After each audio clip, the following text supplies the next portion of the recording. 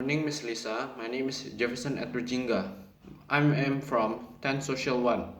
So now I want to do a book review about a book that I have read. So the book title is Holding Up the Universe. The book is written by Jennifer Niven and published in the United States by Alfred A. Knopf. The book is published on 4th of April 2016. The total pages of this book on the book is 388 pages. The main genre of this book are romance and young adult. I rated this book 4 out of 5 because this book teaches us about life. Sometimes your life could be up and down. The reason I didn't rate 5 out of 5 is because honestly there are many bad languages in the book. So the host thing about my book that I'm going to review is about the diary of a person called Libby Stuart.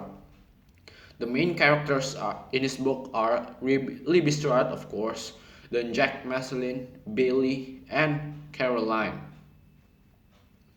The novel begins with a letter from Jack to an unknown recipient in which he writes that he is about to do terrible things in order to protect you and also myself. In the letter, Jack describes his prosopagnosia, telling the recipient that he or she is the only other person to know about Jack's disorder. So the host story also begins with Libby's mother died. I feel I feel bad though for Libby. Through her mother's death, her life changed reversely. She's been picking up the pieces in the privacy of her home, dealing with her heartbroken father and her own grief. She even takes homeschool rather than normal school. Libby has a very close relationship with her father, whom Libby says often unfairly receives the media's blame for letting her become morbidly obese. Initially, she has no friends when she returns to school, but quickly reunites with Bailey Bishop, a kind girl she knew from her time in public school years ago. Libby also befriends Iris Engelbrecht, another overweight girl who becomes the first target of Sad Cam and Jack's cruel fat girl radio game. Libby becomes the next target of the radio when she attempts to confront Cam about his assault on Iris.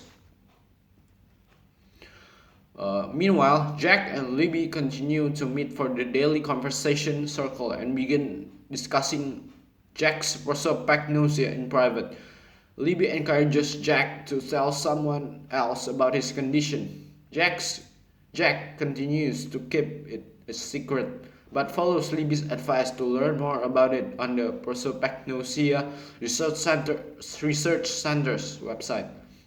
There, he discovers that he may be able to receive an official diagnosis from the researchers at Indiana University in Bloomington. Jack, who finds himself beginning to develop feelings for Libby, invites her to accompany him to the university to meet with Dr.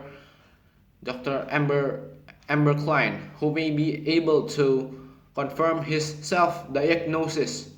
Libby agrees, contemplating whether she also wants to be tested for the genetic aneurysm that killed her mother. Dr. Klein confirms that Jack has severe prosopagnosia, explaining that while there is no cure, people who suffer from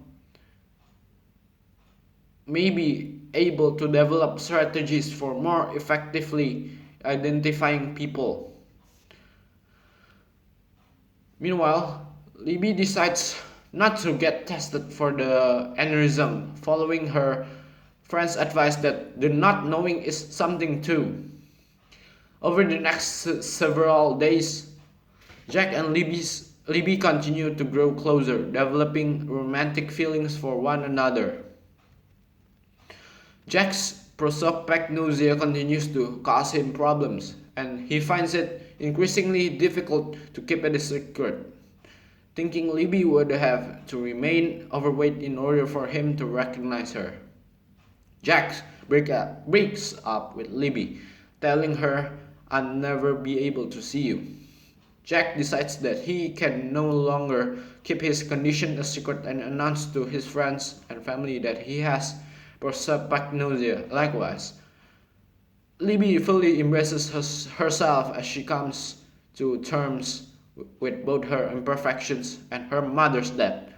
As the novel draws to a close, Jack begins to think about his supposed flaw as part of his identity, similar to how Libby thinks of her weight, and he finally chooses to be imperfect, which also helps him realize that he is in love with Libby.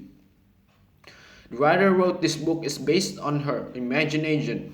There is no connection at all between real life at all. I don't recommend this book for children aged below 13 because this book has a lot of unfamiliar words, and plus it is a love story that kids don't understand. I recommend this book for age 13 above and plus who loves love story. That's all the story that I could summarize. The ending is a big surprise though. You could buy this book on the nearest bookstore. Thank you, Miss Lisa, for listening my book review.